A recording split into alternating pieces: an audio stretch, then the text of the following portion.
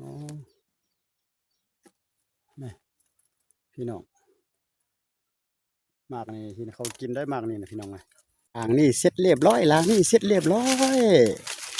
น้ำไต่กองดองอยู่เสร็จเรียบร้อยนี่แคมที่สองมาแล้วเสร็จเรียบร้อยเสร็จเรียบร้อยนี่ไต่กองดองอยู่นี่อู้มาแล้วมาแล้วมาแล้วอืมส่งเทียบแล้วพี่น้องนี่อยู่ไปสองไม้นี่เรียบร้อยพี่น้องเรียบร้อยเรียบร้อยเรียบร้อยนี่เห็นบ่นี่พี่น้องโอ้ยนี่ก็มีของนี่พี่น้องเสร็จเรียบร้อย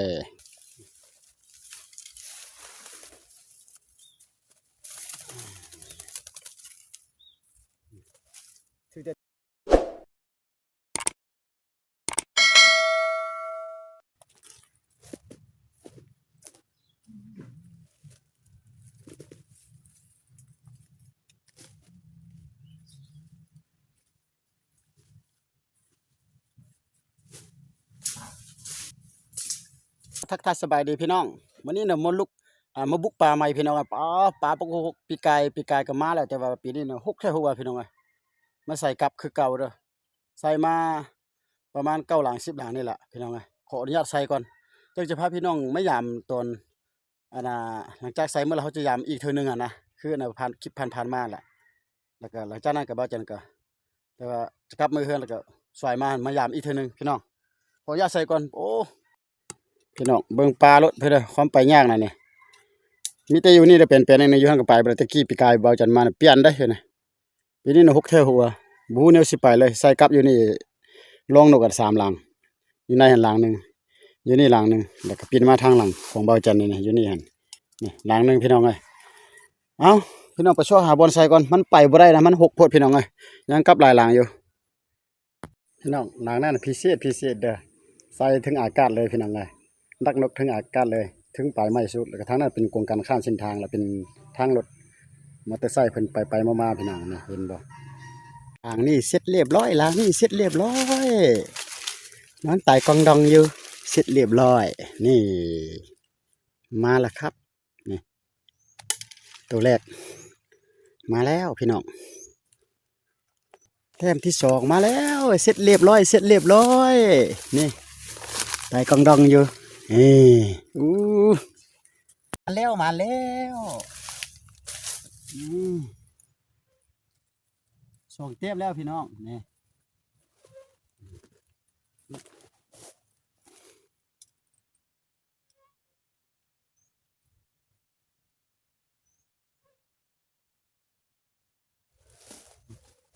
โอเค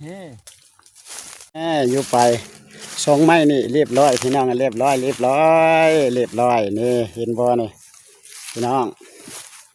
โอ้ยนี่ก็มีของนี่พี่น้องเสร็จเรียบร้อย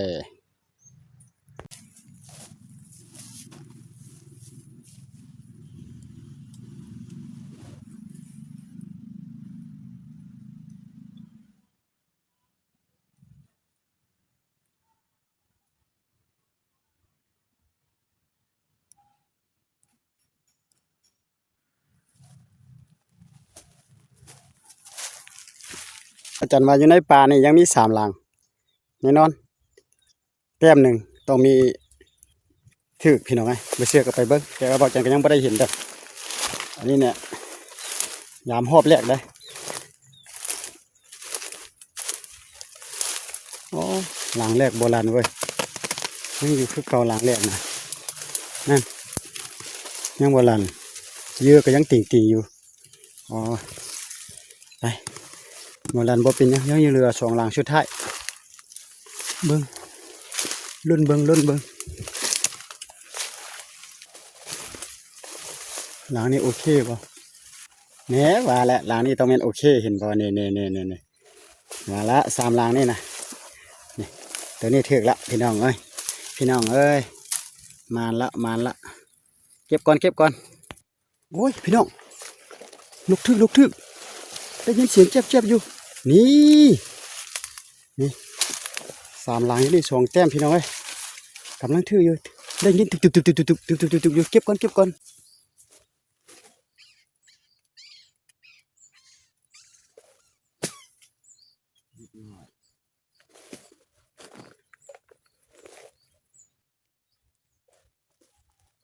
โอเคเบิ่งผลงานการยามรอบแรกของเขานี่1ตัว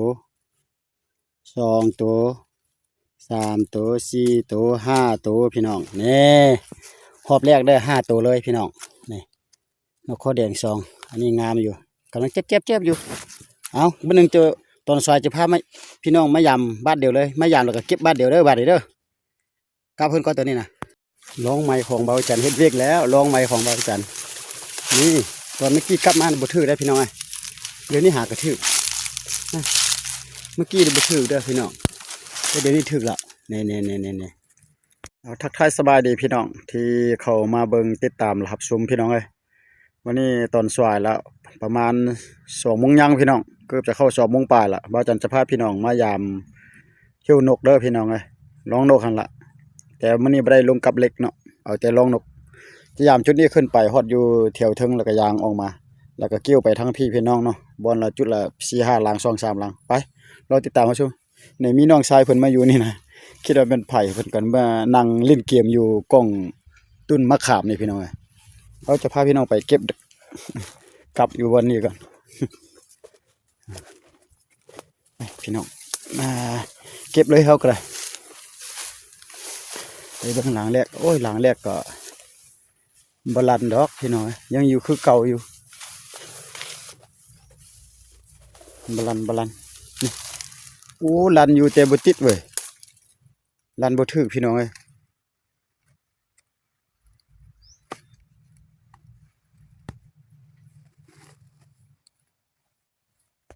บนนี้เบิ่งแม่พี่น้องมีงัวมาเข้าสวนเขา2-3 ตัวเนาะไปใส่อยู่จุดในนี่2 หลังตอนแรกนี่ว่าจะได้จักตัวมาเบิ่งกับเบาจันเด้อพี่น้องเอ้ยช่วงนี้ก็เป็นคลิปช่วงหานกได้พี่น้องเอ้ยมีแต่คลิปดักนกไปเรื่อยๆพี่น้องเพราะว่าหาแนวอื่นบ่ได้ละมีแต่ใส่นก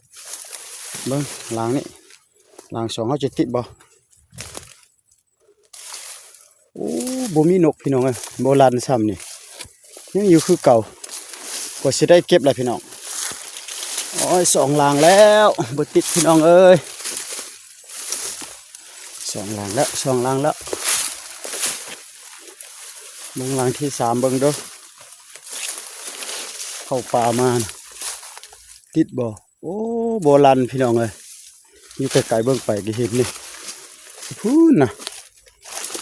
ยังกลางอยู่แต่ว่าปลาทั่วหมดส้ม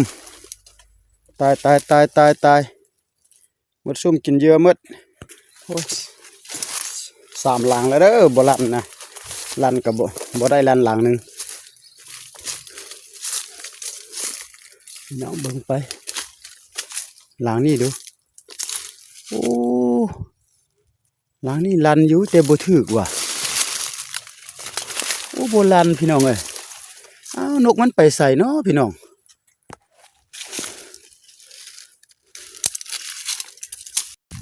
ไปใส่อยู่นี่ประมาณ4 หลัง5 หลังนี่บ่มื้อเช้ายามนี่อยู่นี่แถวนี้ได้2 ตัวรอบนี้จะลั่นบ่เขามาตัดไม้นะพี่น้องนกบ่กล้าลงอีกละนั่นหลังนี้ยังอยู่คือเก่าบ่ลั่นนะพี่น้องมื้อเช้าก็บ่ลั่นเดี๋ยวนี้ก็บ่ลั่นเก็บก่อนพี่น้องไปพี่น้องเอ้ยบ่มานก็บ่เป็นหยังถือก็เอาบ่ถือก็บ่สั่งว่าโอ้ยหลังนี้ลั่นบ่ติดเว้ยโอ้เสียดายว่ะมื้อเช้าติดอยู่แต่ตอนแรกนี่บ่ติดยังบินไปมาอยู่นี่แก๊กๆเลยก็นี่หลังนี้ก็บ่ลั่นว้าพี่น้องเอ้ยหลังนี้ก็ยังบ่ลั่นอยู่ซื่อๆโอ้ยนกมันไปทางใดน้อพี่น้องเอ้ยเป็นจังได๋วะทายมาหลายหลังแล้วพี่น้องยามมาหลายหลังบ่ถึกจักตัวพี่น้องเอ้ยก็เลยว่าบ่ได้ทายเลยนี่ทางหลังก็บักเดือนะพี่น้องเมื่อยแล้วพี่น้องตอนแรกนี่บ่ถึกเลยพี่น้องกับสิหมดยังมีกับ3-4 หลังพี่น้อง4 หลัง5 หลังนี่แหละไปก็อยู่หั่นน่ะจะถึกก็อยู่หั่นบ่ถึกก็ แต่ว่าแล้วเลยตอนแรกนี่นะอ๋อนี่พี่น้องมากนี่ที่เขากินได้มากนี่นะพี่น้องไงเขาตั้มแจ่วก็เบาจันก็จะทายอยู่ในนี่แต่2-3หลังนี่แหละพี่นะมันประมาณก็เก็บหมดตอนแรกเนี่ยบ่ทึกจักตัวเลยโหลดกับเสา1 เสาปลายพี่น้องไงนั่นหลังนี้ก็อยู่ซื่อๆบ่ลันหลังนี้ก็ได้ตายตอนแรกนี่เป็นหยังวะมุดก็บ่ค่อยขึ้นนะยังเหลือ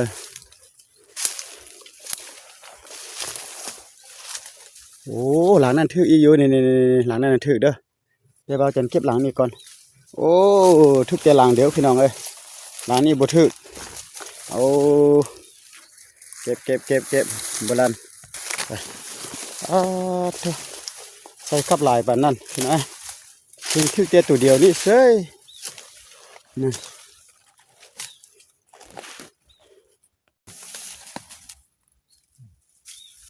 บ่ตาย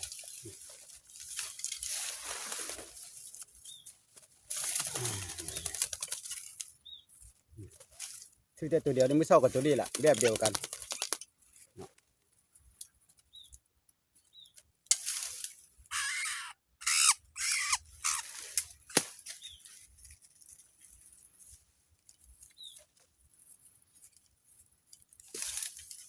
มัดบ้านนี่นะ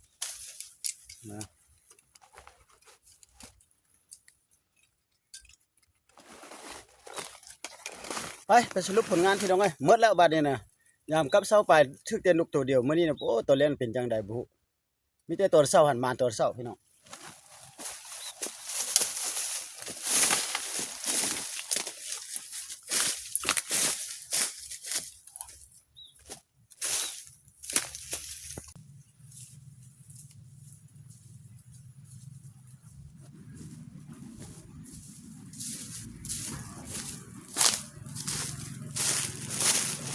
สบายดีพี่น้องมาเบิ่งผลงานการยามลมตอนแรกนี่บ่หมานเด้อมาแต่ตอนเช้า6ตัวแล้วก็7ตัวซื่อดอกพี่น้องเอ้ย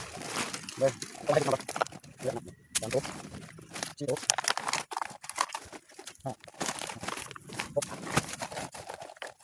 7ตัวพี่น้องเอ้ยแล้วจะซ้ำนี่นี่1พี่น้องนี่2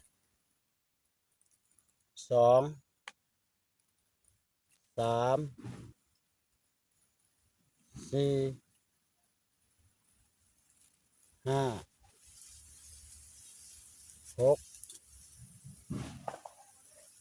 7นี่